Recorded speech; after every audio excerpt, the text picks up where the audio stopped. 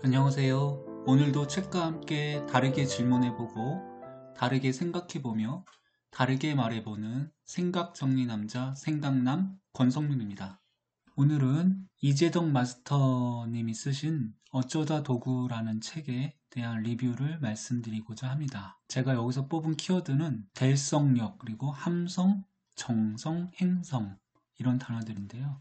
제가 발췌한 것들을 좀 뽑아서 말씀을 드리고 거기에 대한 저의 생각을 말씀드리고자 합니다.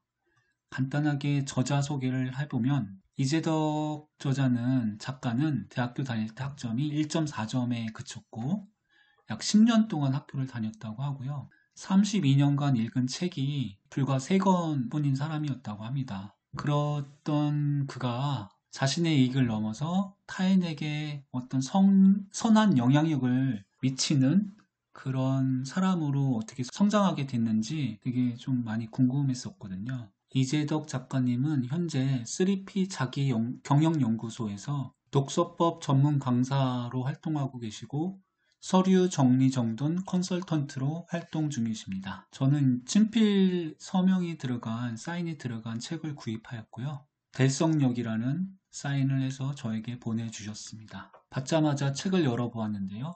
여기저기 줄을 그으면서 읽어보았습니다. 바쁜 시간에 전체를 다 읽진 못했고요.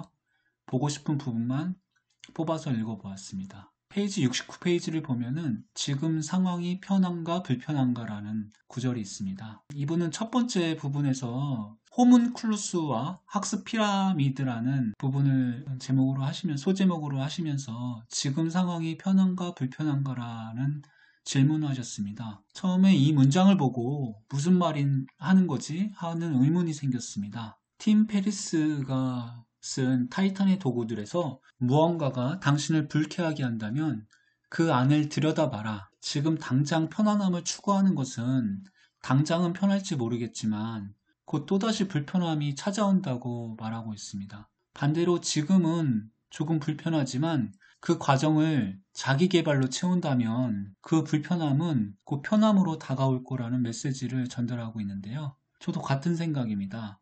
자기 개발을 통한 성장의 기쁨을 느끼는 것도 마치 성장에 중독된 것처럼 무의식적이라는 표현이 맞을지 모르겠지만 계속해서 성장하기 위한 노력을 하게 된다는 얘기가 되겠습니다. 그리고 70페이지에 호문클루스 이야기를 하고 있습니다. 4개의 스위치를 발견했다고 하면서 손에 대한 이야기를 하고 있습니다. 신체 부위 중에서 뇌와 가장 밀접한 관련이 있다고 하는 부분이 바로 손이라고 하는데요. 그래서 손으로 작성하는 독서가 필요하고 메모가 사람을 성장시킨다라는 논리로 말씀을 하고 계십니다. 저도 맞는 말이라고 생각합니다. 손을 통해서 무언가 생각해보고 써볼 때 우리의 뇌는 더욱더 활성화되는 것을 경험할 수 있습니다. 그리고 그 손으로 쓴 거를 지금처럼 말로 이야기를 하면 더욱더 우리 뇌에서 기억하는 그런 지속력이 더욱 길어진다라는 것을 작가는 말하고 있는데요. 저도 같은 생각입니다. 그리고 세 번째 발이라는 이야기를 하고 있는데 신영복 교수님도 말씀하셨지만은 책상에 앉아서 어떤 것을 책을 읽음으로써 지식으로 넣는 거 아니면 뭐 지혜를 찾는 것보다도 더 중요한 것들은 직접 밖에 나가서 발로 경험하고 그거를 체득화하는 것들이 진짜 지식이다라고 말씀하고 계십니다. 그래서 작가는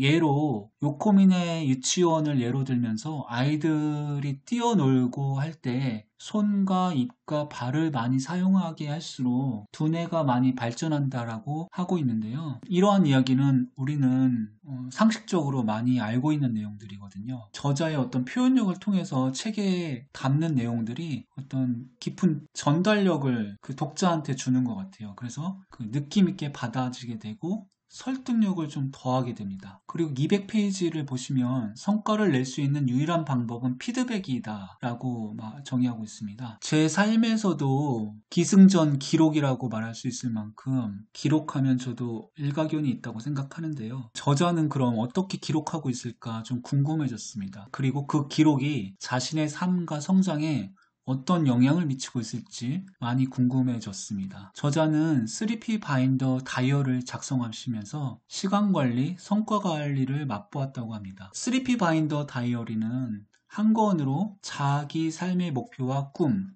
시간과 지식을 관리하는 종합 라이프 플래너라고 하는데요. 저는 에버노트에다가 주로 기록을 많이 하는데 이런 기록들을 다시 꺼내보지 않으면은 그냥 묻혀버리는 것 같아요. 그래서 다시 꺼내보는 노력, 힘 이런 것들이 되게 중요하다고 생각하는데 그래서 그런 것들을 출력을 해서 3P 바인더에다가 주제별로 묶어놓는 거죠. 가시화시키고 생각날 때마다 수시로 들여다보는 그래서 기억을 지속하고 그러한 기록들과 기억들이 삶에 녹아날 수 있도록 하는 것 같습니다. 그리고 핵심 문장으로 피터 드러커의 너의 시간을 알라 성과를 낼 수 있는 유일한 방법은 피드백이다 라는 문장을 인용하고 있습니다. 그러면서 202페이지에 씨앗 효과, 그럼 과연 씨앗 효과가 무엇일까 궁금해졌는데요. 씨앗을 세 가지로 이야기하고 있습니다. 생각시, 말시, 글씨. 그리고 마지막으로 인생밭시. 인생밭은 3P 바인더 다이어리라고 말씀하고 계셔요. 그래서 그는 삶 속에서 꿈과 목표, 가능성을 기록하는 사람이 되었다고 하는데요. 삶 자체가 기록이고 콘텐츠고 그것들을 3P 바인더로 묶어서 어떤 이제 인생의 밭을 심어보는 그런 말씀인데요. 제가 이재덕 마스터님의 강의를 몇 번 들어봤는데 기본에 충실하라는 말씀이 있었습니다.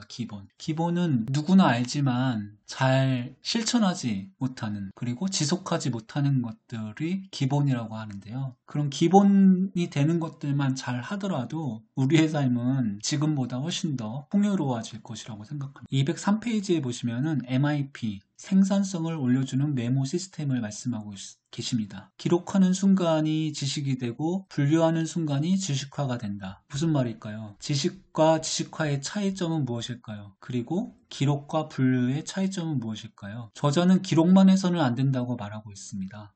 기록이 문제 해결의 과정까지 가야 한다고 강조하고 있는데요. 즉 문제 해결하는 솔루션을 지식화라고 명명하고 있습니다. 저는 지식화라는 단어가 되게 무엇일까 궁금했어요.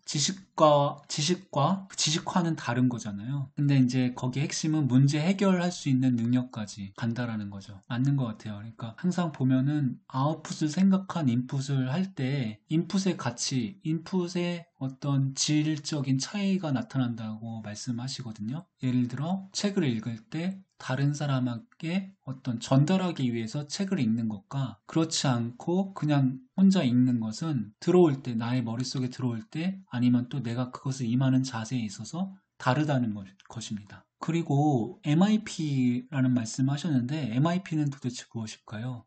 M은 메모라는 것이고 I는 아이디어, P는 프로젝트라고 말하고 있습니다. 결국 3P 바인더 다이어리가 될 수 있도록 핸디노트에 기록한 것을 핵심만 남도록 분류하고 분류한 것을 다시 생산적인 방식으로 프로젝트화하여 결과를 이뤄낸다는 뜻인데요. 우리가 이제 기록을 많이 하죠. 처음에는 기록을 많이 하고 많이 기록된 것들을 비슷한 것끼리 좀 분류를 하는 작업들이 분명히 필요합니다. 분류를 해서 그룹화하는 거죠. 그룹화함으로써 어떤 문제 정의를 하고 문제를 해결하기 위해서는 실행이 뒷받침되어야 하잖아요. 그런 실행을 하기 위한 생산적 기록을 해야 된다라고 말씀하시는 거예요. 그래서 MIP, 생산성을 올려주는 메모 시스템이라고 합니다. 이게 곧 생활화되어 있고 체화되어 있다면 엄청난 생산성을 가져오겠죠. 그리고 그런 생산성은 곧 실행이라는 추진력, 그 다음에 변화 올 거라고 생각합니다. 그리고 마지막으로 269페이지에 함성, 정성, 행성을 말씀하셨는데 도대체 무슨 말일까 궁금했습니다. 마지막 마치는 글을 보면서 저자는 도대체 무엇을 마지막 메시지로 전달하고 싶었을까 궁금해졌는데요. 저는 어쩌다 도구라는 책 제목을 이야기하고 싶었지 않았나 추측해 봤습니다. 어쩌다라는 것은 책이 나오기까지 도와준 사람들과의 만남을 이야기할 수도 있겠다 생각했습니다. 그럼 도구는 무엇일까? 도구는 저자가 책에서 말하는 여러 가지 방법일 것입니다. 하루를 정성스럽게 성장하는 법을 배우고 함께 하면서 성장하는 법을 배우며 본질을 보려는 노력을 통해 행동하며 성장하는 법을 배웠다라고 정리하고 있는데 페이지 273페이지 있습니다. 즉 정성은 정성스럽게 성장하는 법, 함성은 함께 성장하는 법, 그 다음에 행성은 행동하며 성장하는 법입니다. 어쩌다 도구라는 이 책에서 가장 핵심 메시지를 뽑고 싶다면 본질을 보려는 노력, 항상 본질을 보려는 노력이 필요하지 않나 생각이 듭니다. 그리고 삶을 정성스럽게 살아라. 그러면서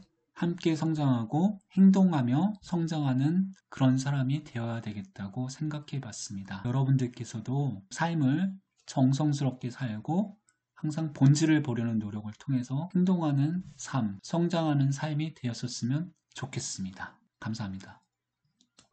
우리는 오늘도 어제보다 더 성장했습니다. 책과 함께 다르게 질문해보고 다르게 생각해보며 다르게 말해보는 생각정리 남자 생각남 권성민이었습니다. 구독, 좋아요, 댓글 고맙습니다.